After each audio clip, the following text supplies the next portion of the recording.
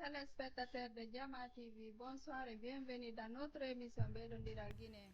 Haray Allah landon newnani en tumbodirgo ka émission men ɗo e o plateau Jama TV. Haray hande kadi ɗe mari ɗo compatriote ɓe ɗiɗo Guinée en ɓe haray wonɓe ndi leydi Sénégal ɗo haray en tintida e maɓɓe yewten anden kamɓe kadi ko honno ɓe woniri ɗo. Assalamu aleykum. Wa aleykum salam. Wala haray ɗo wawi présentade andi noon communauté on haray kono woni homɓe onon kadi. Eyi haray miɗo hiro mo kala inde mum e yettere mum mi accala e goto falaɗo men darde mobali temps wonɓe men darde miɗo hiro foof mi accala e goto haray ko min ɓe wi Amadou Paykoum. Ok, Amadou Paykoum an golle ma kon profession on wonɗo. Eyi min komi musicien. Ok, musicien. Voilà, assalamu aleykum.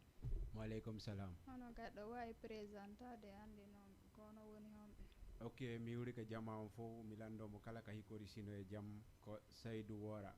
mo anduɗo on e woɓɓe go ɓe anda ɓen haray miɗo hiwromo noon fof lando siɗon e jaam. Ok, voilà, haray ko wano ɓe holliri noon haray ɗe wondi ɗo hande e compatriote ɓe ɗiɗo haray wonɓe évolude dans le monde culturel à travers la musique. Donc haray e yewtude e maɓɓe anden ko honno ɓe ardiri e affaire musique on kamɓe kadi ko honno ɓe woni e gollirde. Haray onon ɗon haray ko honno arduɗo e musique on, pourquoi la musique gonɗo suɓani ɗo musique on e ko honno arduɗon ko honno fuɗɗorɗon. En fait musique on mi muyna mi janggo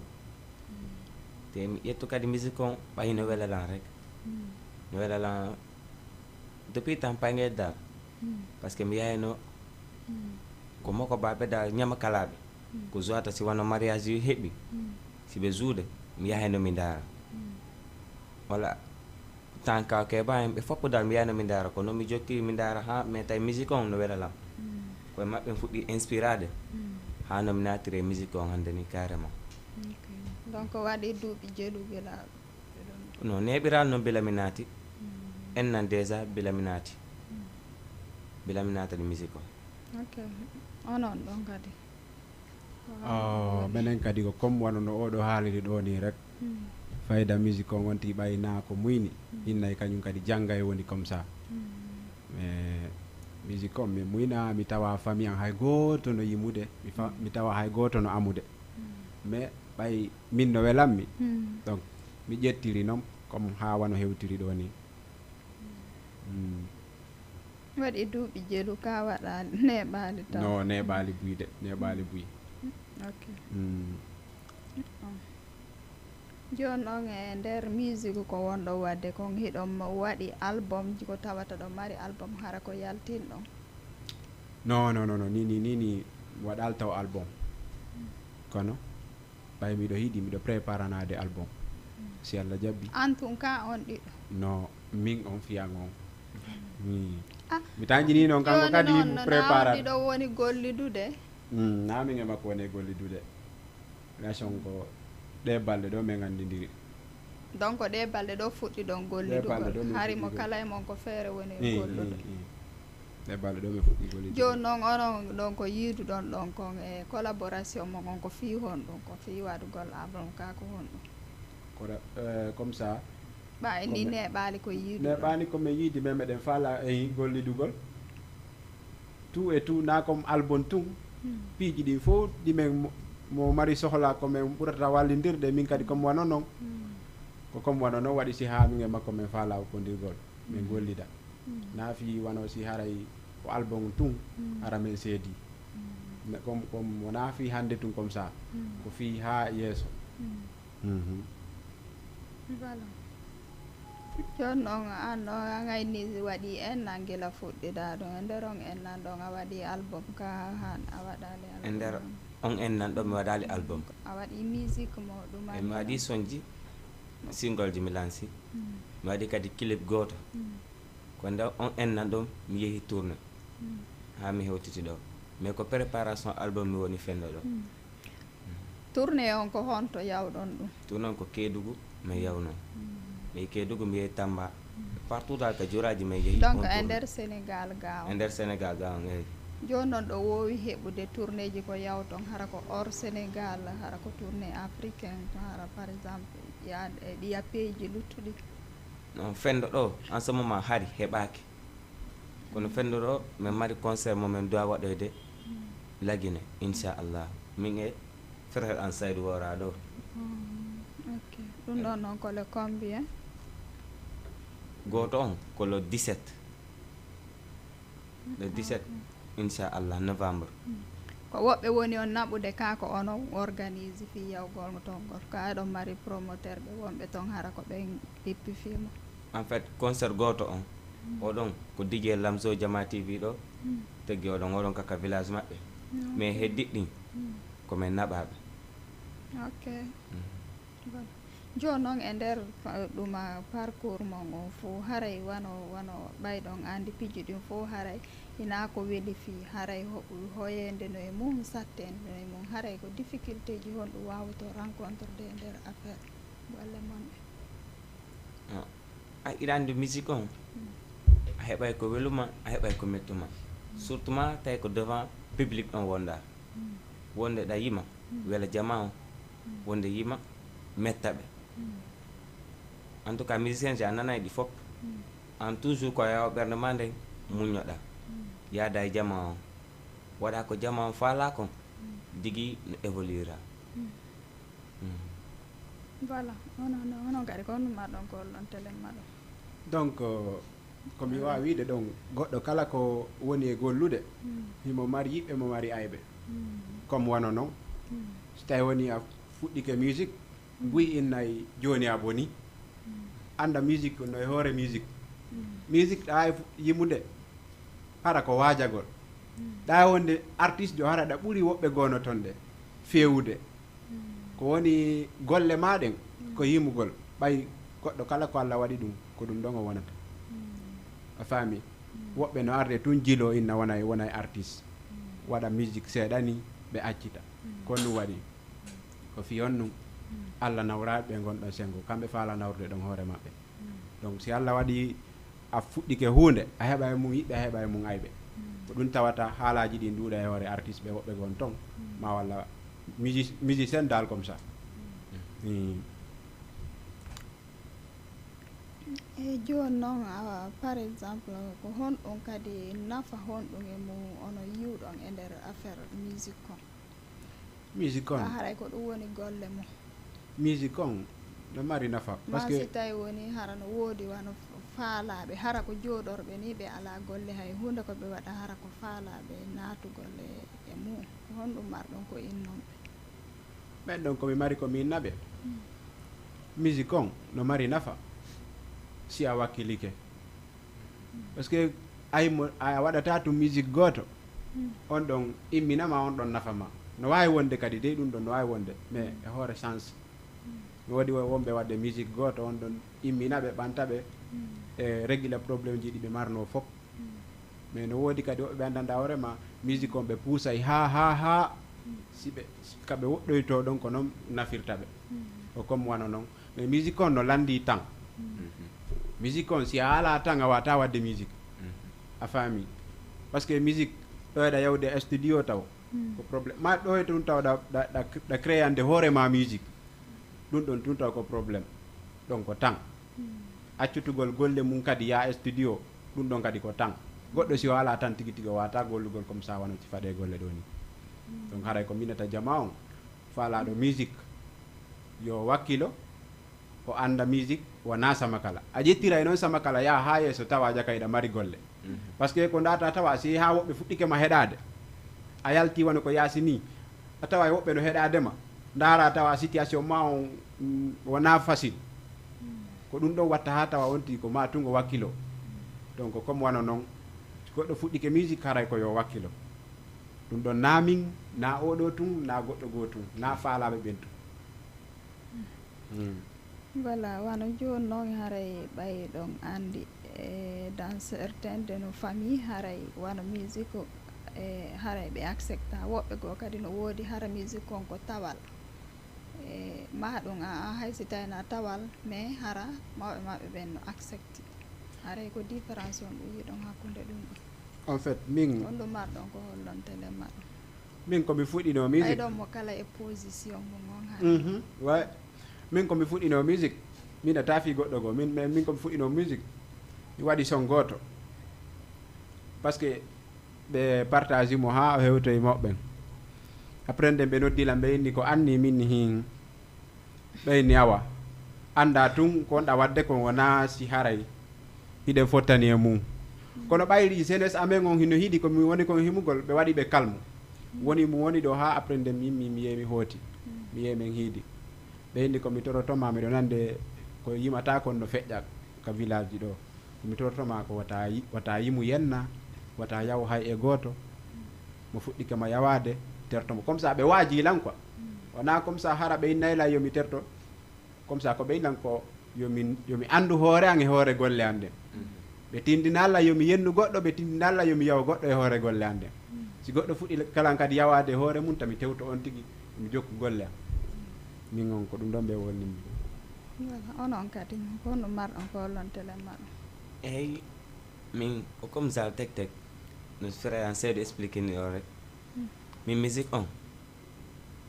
premier dal song on komi maniti komi atti mo yaltinde hi mawɓe ande andi mi yimay kaka tour wanno almadi tour salanene sara neniraɓe nantoɓe inde jeyno on tour joni noon tawi tour on ko fermata ɗon mi waɗi ceppe rek mi yehi studio mi tappani ɓe son mi addi par surprise mi teguimo ha paari DJ jo ɓay mi ɓana feeñugol ɓay mi hayni keɓiro nder toon DJ o inni obligatoire a natay min o tegi son o joni ɓe andi nenan andi ko hiton mais toujours lan suuɗade ka yaade mbiɗo herseɗal natugol ɓe insiste ɗon ha mi naati mimi ɓe convaincu mi yalti ɓeni toujours yewtude e baben ma ko satti o wota yimu yenna wota yawa e gooto moyɗa o joni mo teddungal o faami ko noon ɓe explique mi ari mi yewtide e babam o baba ene leñol men ngol fof ala yimowo ko an rek ƴetti oɗon frontiére kono ɓayanda tawi ko plaisir ma wota yimutu yenna wota yawa kadi makko ba ko yawɗa o yaadu e needi e teddungal mine ɓe hokke ala probléme kono mi continue musique on ha no mi wonni hannde joni noon ɗon andi wano woɓɓe noon toon hara e musique maɓɓe ko ɓe yimata kon hara ko wano hollirɗon no hara hoyreji no e nder mum ma hara ko haalaji yakkiɗi tum ɓe wowlata ko honɗum marɗon ko hollon e feeɓen ɗon conseil honɗum marɗon ko joni noon ɓen ɗon a ɗon andi ɓayɗa andi goɗɗo sa woni artiste haray ko ɗum waɗi haray a woni e quelqu'un qui délivre un message donc haray ko a jonnowo message foti hara ko jonnata kon hara koko nanoto joni noon si tawi woni woɓɓe no woodi hara tigi tigi koɓe wolata kon e nder mum hara ko haalaji yakkiɗi ma hara hoyreji no e nder mum haray ko honɗum marɗon ko waajo ɗon ɓen ɗon eyyi iɗon andi joni musique on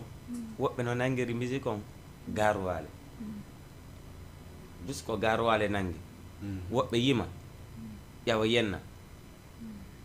wonno no comment on peut le dire wonno jama on waɗira ambiance haɗa ɓe famaɓe ɓe yenna wo min e hoore am mi haala tay si mi yenni ɓiɓɓe an no jentoyo on son no waɗanammi gacce esiraɓe an no jentoyo on son no waɗanammi gacce ko saabu ka ɗon hersa fof ko waɗi min mi yimata mi yenna komi conseille ta noon artiste ɓe immoɓe an yimmugol yenna yomin selu ɗa yima love resisa mama ya pareil walla attaque a pooɗa on mais yima yenna ala sens a miijitoto futur ma o ñande yehi ha doole lanni tawi hi ko soñjima koye muɗa yennuɗa jentoytoɗa haray noon c'est difficile walla ñande yawoyɗa ha tuuɓuɗa tawi hi ko feƴƴuɗa ko on musique ma koye muɗa yennuɗa wona tegede haray ɗon no hersini haray noon komi conseillata artiste mo be ɓe wattan hiila anta aduna ko ha seeɗa min wattan hiila ko yiɗa waɗi o no feƴƴa kala ko yiɗa no feƴƴa annan ko tanjo seeɗa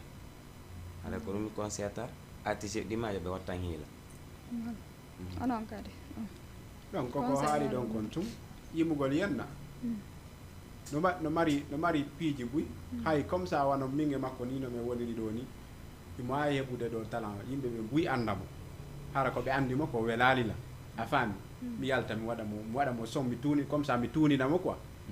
fof terto heɗagol musique makko on heɗo musique an on classe da comme ça classe ko ɗum woni tuuningol goɗɗo par ce que ɗa wawi sa heɓiɗo joni kadi ma welalla mi wawi arde mi waɗa musique goɗɗo go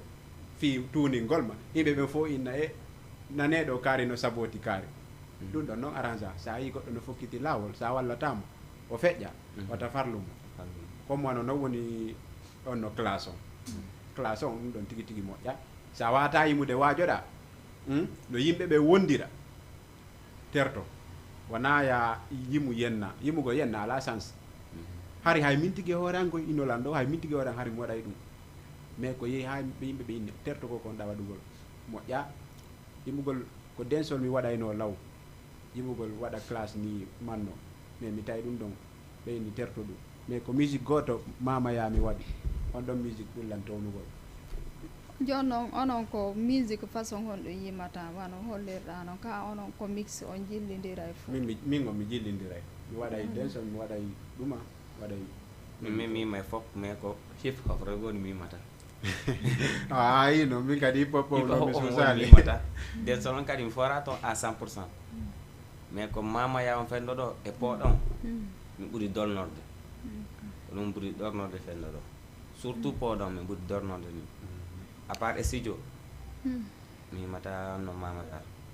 voilà joni noon onon ko honno relation ji moɗɗin onon e hakkude mon e onon e artiste ɓe luttuɓe ɓen surtout artiste ɓe tawayɓe ɓen e hara no atti on hara kamɓe joni ɓiɓe towiɓe ɗumannike ko honno onon e maɓɓe wonɗon naɓidirde ɗon andi tanti attiɗoma ɗanade o ɓa haray si concert ji waɗi ɓe invité on donc ko tawata haray on fof o wawa fottude nokku gotu haray ko honno wonɗon e gérirde andi artiste ɓe ɗimmomaɓe artiste ɗimmoɓe amen no woodi ɓe waɗa concert hande ɓe daara hihi ɓe ɓuuri men ɓe atti men ka musique mais si ɓe darta hiɗa ɓuuri ɓe sens e ka musique ɗa ɓuuri ɓe dal inspirade e salorma infutude ɗum ɗo wayma invité o promoteur ji ɗin e organisateur ji ɗin ko ɓen watama infutude par ce que artiste miɗo ara jalanama harana ɗum woni ka ɓerde jalen ɗon mais mi waɗa concert mina kaarijo si ari o bonnana elan jaman o fof wuccaya e makko donc organisateur ɓe ɓen e producteur ɓe ɓen ko ɓen wata min wallude min ƴewa sur scène on ɗon noon haray mi sikki wona ko hani hakkude mo ba haray ko onon artiste on hani wallidiri artiste on fof wa noon sa no wawi wonde si artiste jo yiwi sera ari ɗo eɗa mari connaissance hakkude ma e makko ɗa wawi yewde an e makko ñallon hiiron mais kanko o watama infutude ko promoteur ɓe watama infutude ya yaw ka fijugol kanko on o anda fi ga on ko invita kon ko ɗum ɗon o watta comme wano noon watta ha si ɗum ɗon o watta voilà ɗo joni en aray ɗo e wolen ɗo fi ɗuma men on ɗo seeɗa fi la musique et la religion andi ɗo musique on e religion on fof koye nder culture o woni meɗa andi ko culture ɗiɗi haray seeduɗi mo kala e lawol mum maintenant onon en tant que musicien et religieux wonɗa chrétien wonɗa musulman e ɓay fof mum haray on tigi no jokki diina e nder hoore golle ko waɗata kon haray ko honno wonɗon e gérirde ɗum ɗon oy ale jabo ene men ni dal non personnellement mo kala e ɗuma mum o voilà no mi yarata e golle am tawi exemple mi ƴetta exemple wono diina kan e ɗum on kono wono wonɗa exemple naɓidir joni exemple wono ono exemple daɓɓodal min wono no mi inniro nane mi tawa musique ka leñoɗa men fof ala musicien ala danseuse ala danseur on faami leñoɗa men fof ko andi ko kamilon e ka duwal ko no ɓe andi e ka jamiwu ko no ɓe andi mais si mi ay siko programmieuse go wano exemple wono dennabo komi joui ha waktu noddinama o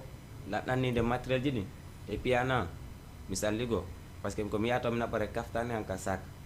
mi yaha mi salligo mi yaha mi juula simi pari mi arta mi continue programme o ha wattu kadi yonna par ce que fiiɗa e mude haɗatama rewde allah wallahi on faami kala ko wawɗa wadde dal ikki ndina kan yesso par ce que ko non woni fof par ce que ɗa andi woɓɓe kadi no toon par exemple si ɓe wadde si paɗum ɓe abandona e julde nden complètement ma ɓe abandona affaire dina o hara na e julde nden ɗum ko hara ɗum on fof hara ɓe fijirta woni foray donc ça dépend quoi andi mo kala e ala ɗum ɗon mo ɓe frontiére mum dal onon kadi ko ɗum wollu wawi ɗum ɗon ko gonga makko goɗɗo si woni julɗo a woni julɗo wonu julɗo wona wonu juuli juulali min kadi comme wano noon no haaliri ɗon noon mi jaɓata hokkugol wagotu na comme fi hara on ti fi ko artiste inna kañum joni ɓay mi woni artiste mi woni star woɓɓe ɓe fuɗɗi keɗan andugol bano adama sikka a julɗo ko julde nden woni fi fof hay janggugol taw janggugol comme ça ya weƴƴutu deftere ma nden jangga juulu taw si jangga ko ɗum ɗo woni fi fof voilà comme mi ari taw ha ɗo voilà e maintenant ɗo hino ɗo lammari ɗo point goto wonɗo e sur actualité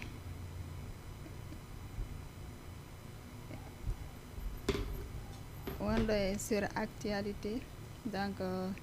c'est le mariage de notre sœur Mimis Diabaté ɓay haray buya mon no andi mo donc haray ko woni circulde sur Facebook kañumnemo taw toutes nos félicitations avec son mari monsieur Touré et à toutes les familles concernées donc haray ɗa andi yimɓe ɓe woola ɓe ɗuɗɗina ko woni woɓe e daari bornike ɗum ɗo waɗi ɗum ɗo mariage ono yayi trop de dépense yimɓe ɓen kañum ko ɗum ɗo woni yi'ude alors que no woodi piiji buy wonde importance e nder mariage on ko woni hollude ko tawata kamɓe ɓe yiyani voilà donc haray onon ko appréciation on ɗum yiwɗon e nder mum en tant que jeune ay woɓɓe no wullude wiyaw jiwɓe ɓe sattinay woni peeraji peeraji ɗi mi annda si tawi woni ko kanko faalirano mariage o ma si ko moodi makko faalirano mariage o e si woni mariage ma enen ɗiɗo en fof kono faali min gonɗo surtout mi wonɗo e jombude o no mi faalira waɗugo mariage a gonno ko noon mi waɗirtamo si feere ala an wonaɗo jombede on an kadi ɗamari feere pour waddugol ɗum kon no goɗɗo wawi voilà yimɓeɓe ɓe no hani andugol e mo kala ko selon moyen mum o yarata innata fi oɗo waɗi ɗum ɗo min kadi ko ɗum ɗon mi waɗata c'est comme ça voilà normalement te joni noon hande sa daari onon kamɓe jiwɓe buy sa daari hande comme ça no on ɗo mariage feƴƴiri ni tawi buy kadi kon ɗon rewani joni si woni am mo wonda fiancé mum on ɗon wala on ɗuma ɗum sa daari hande jiwɓe buy deɓe inna ɗo e goɗɗo no jomban haray mo mari ɗum ɗo e ɗum ɗo hiɗen no wawi wonde ka on heɓoya ɗum si o jomboyima mais an a darata ɗum an ko jour mariage mo gon darata hiɗa andi so wonday no wawi jombidirde ron ko wondude ɗum ɗon kadi no wawi wonde fi no o mariage ɗo no wona haalirede ni no mariage on fof finançama ha buy haali fi makko yo Allah dandu mais ɓe wawi ronkude wondude kadi mais mariage maɓɓe on mariage ko jano ɗum ɗo programme janoɓe waɗi a faami mais ɓe wawi ronkude kadi wondude mais jiwɓe hande si ɓe daariri no woniri ɗo ni sukaɓe menen sukaɓen koɓe hinata ɓe yehi Nicaragua mais wawata onamo kala wawi ɗum ɗo mais yehi Nicaragua waɗi e a wawata innude ko goɗɗo go waɗi kon an kadi ko ɗum ɗo waɗata mo kala ko selon e moyen mum o yarata kono si ɓe ƴetti hakkille maɓe ɗe ɓe waɗi e piiji go ko tawata ɓe tondata si rewɓe no wi kañum min ko ɗum exemple ɗakoyno ɗon ay ko jour mariage on o waɗi 21 septembre mariage on waɗi ɓay mariage on ko gendarme uɓe ari sécurisé on sumata lan wadde service en lan EOSL a faami lan wadde concours gendarme o mais ko dernier entretien ji ɗi mi yani min e maɓɓe mi weldi frère joni kormo mi waddayno garde rapproché on armada eno ɓe HLM Grand Yoff fof ari tawti ka woɓɓe no ka kan tawi min minodiri dal joni ɓeyi on sécurité ɗon ko adi jama waɗi tek te hari corona o fayde hay ɓat koye nder corona affaire o waɗi gendarme ari sécurise et plus garde rapproché ɓim wonti ɗon 2 semaines jogo hanno jomɓeɗe a faami ari o landilam wo ko jelmi financé aɓe ɗon gaɗa mini mi finance e nokku en ɗo no numéro ji maɓɓe sa sohliɓe tan pasire ɓe goto goto ok o yitti o inni o si ɗum ɗon waɗali o jombetake ayi sakkiti ko goɗɗo go jombi mo mais o firtiɗa fes ayi ɓe arɗo noon ha kamen ɓe landilan ɓe landi kadi bureau bureau inne anda voilà ɗum ɗon fof ko exemple bureau inne anda par ce que koɓe hewti pet ara baba ganditali ɓe baba goño ɓe attache yo dijon anni ɓeni police ari koto en fof ɗannini ko nene rek yalti anditi ɓe neneni ko gore e bamoɗo ɓenni ɓe acciti programme on continue joni daari joni noon aneli mariage makko mari komi lanintino ko wonɗa wolde ko eyyi ko on ɗon woni o wolde voilà min ko honɗumi mari komi holla yimɓe ɓen e nder fiyo mariage e yimɓe ɓen e kamɓe ko dépense ko waɗa kon ko ɗum ɗon ɓe woni yiwde affaire dépense on alors que mariage on no mari nder ton piiji buy ko woni importance surtout e côté culture on e côté tradition on ko wonde importance ko tawata kamɓe ɓe yiyaade par ce que on mariage c'est la tradition d'une famille donc famille mo woni on e mum e famille kanko modi makko on ko tradition maɓɓe donc e mariage o no haani yaarude no naɓirano par ce que c'est une tradition faami joni no yimɓe ɓen kañum ko ɗum woni famali e nder kadi ko ɗuma on ko waɗi kon fop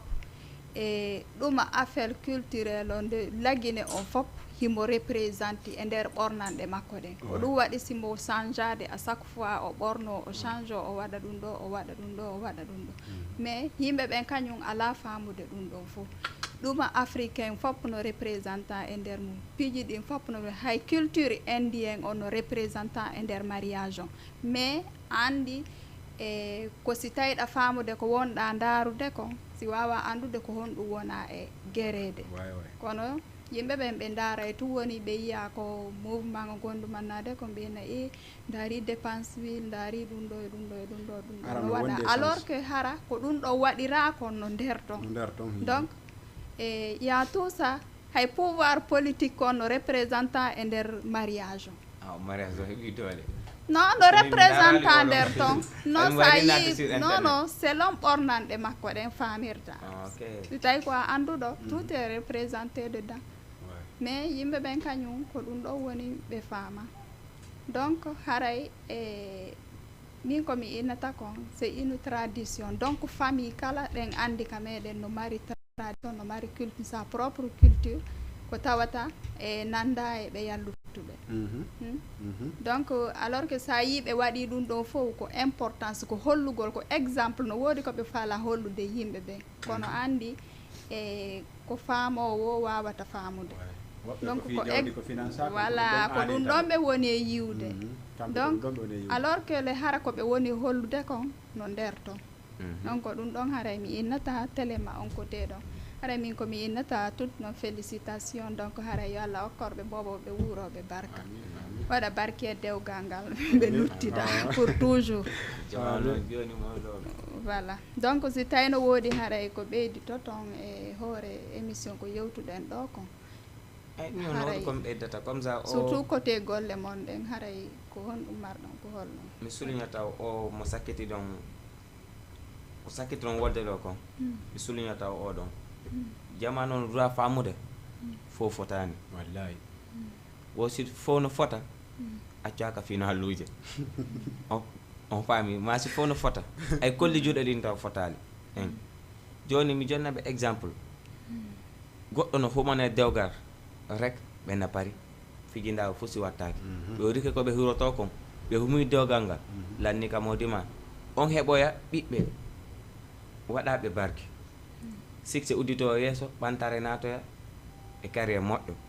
mais finance ɗo mariage mum finance des millions et des milliards on faami ɓe ronka neɓudude comme no mi haaliri noon on faami walla ɓe wonda ha quelque rek fof perda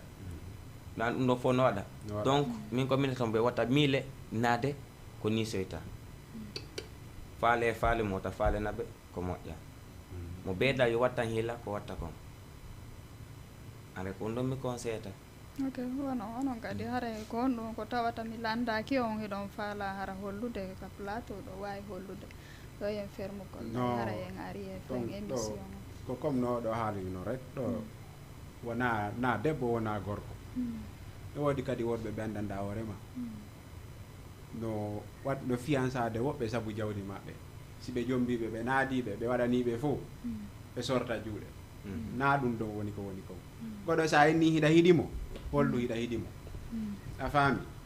donc a wata hiɗude goɗɗo fi jawdi makko sa nani sa yi oɗo inniɗo woɓɓe ɓe jog onno ɓe inna ɓay mariage an on wattake ɗum ɗo e ɗum ɗo e ɗum ɗo e ɗum ɗo haray min tigi tigi on firten ko fiyon ɗum ko fi mbuuɗi par ce que fiyon ɗum sa financata haray firten hiɗa andi sa jombama ko ɗum woni yeeso ton anda ko ɗum woni arde yeeso anda ko ɗum woni arde yeeso joni an sa inni ñande mariage ma on an ɗum ɗo e ɗum ɗo ɗum ɗo e ɗum ɗo si waɗetake on firta anda ko ɗum woni yeeso haray ko ɗum woni miile ɗum ko minata rewɓen nini enen fewdiɓɓen se jomminiren fi hiɗe yiɗidiri fi Allah hoti annabijo fi no duwirano ko reɗani kala mo ala pro 14 iphone ɗo joni ko iphone jokka ko noon dey joni sa ala gonga koyente ko sa ala ɗi iphone ji jani e 6 o aray ko ɗum wonto aray ko ɗum wonto te noon hay heɓugol iphone hay honno hay koyɗa honno lawhoy koy hikoye séeri na fi sakko ɗi e jani joni noon sa yiidi e goɗɗo mo falɗa jombidirgo mum so ala iphone taw ko ɗon taw fuɗɗotoɗo wadde no ɗo gorko kala jombowo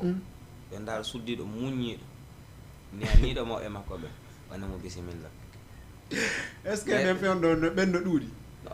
andi joni buyi way ka saare ɓe yaka fulawa jomboygol na comme ça fi haray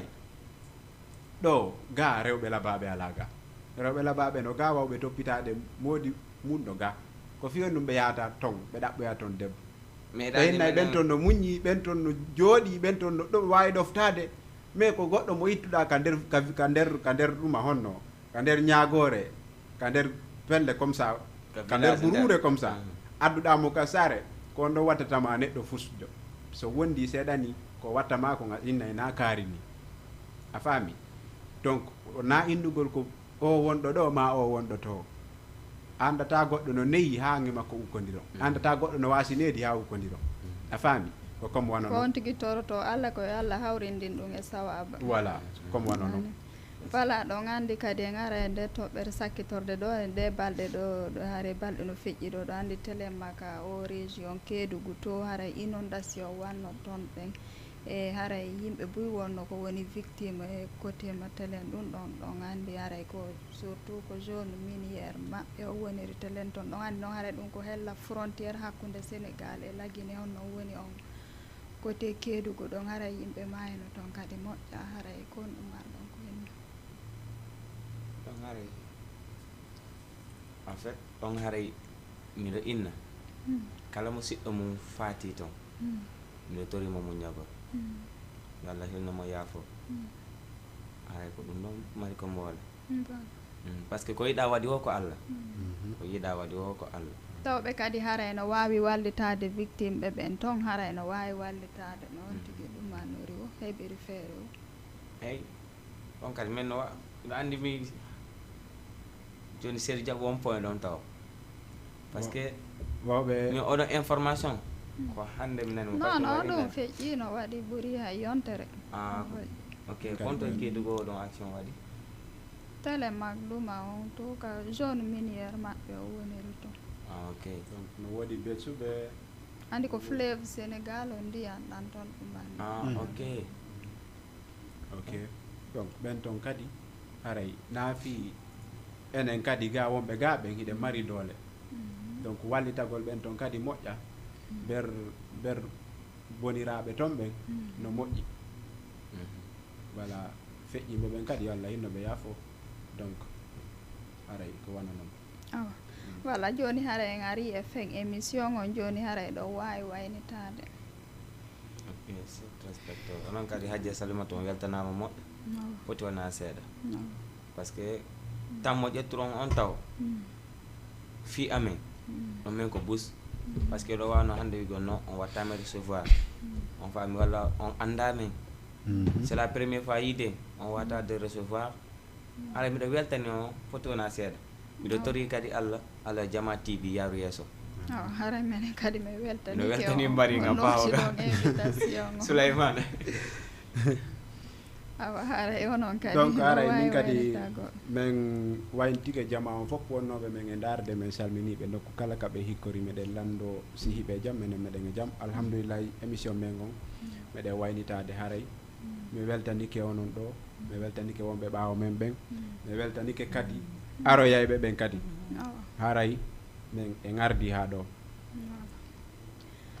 awa joni haray télémaka régie to ko pdg on haray weltanike ɓe kamɓe kadi kamɓe ɗowti en ha réalisé ɗen émission on joni haray mo kala ka woni men e darde leydi aduna o mi weltanike on foof meɗen haray en bimbi sallah jaaɓe